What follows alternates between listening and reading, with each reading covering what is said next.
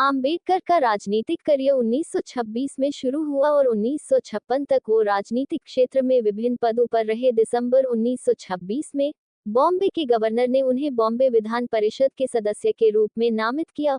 उन्होंने अपने कर्तव्यों को गंभीरता से लिया और अक्सर आर्थिक मामलों पर भाषण दिए। वे 1936 तक बॉम्बे लेजिस्लेटिव काउंसिल के सदस्य थे। 52, 53, 54, 55।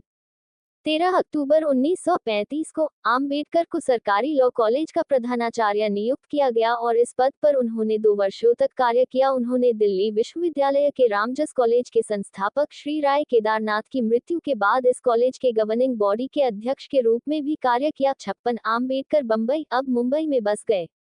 उन्होंने यहाँ एक 3 मंजिला बड़े घर, राजगृह, का निर्माण कराया, जिसमें उनके निजी पुस्तकालय में 50,000 से अधिक पुस्तकें थीं।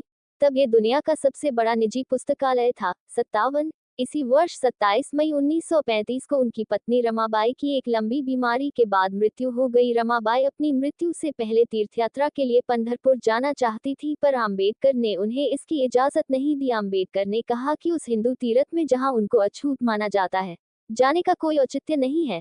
इसके बजाय उन्होंने उनके लिए एक नया पंढरपुर बनाने की बात कही।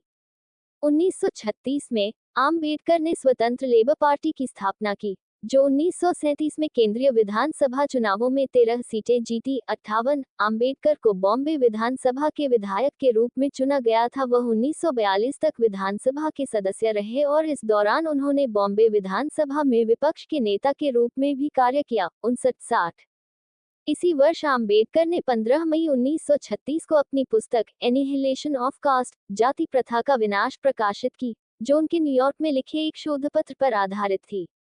61 इस पुस्तक में आम्बेडकर ने हिंदू धार्मिक नेताओं और जाति व्यवस्था की जोरदार आलोचना की। 62 उन्होंने अछूत समुदाय के लोगों को गांधी द्वारा रचित शब्द हरिजन पुकारने के कांग्रेस के फैसले की कड़ी निंदा की।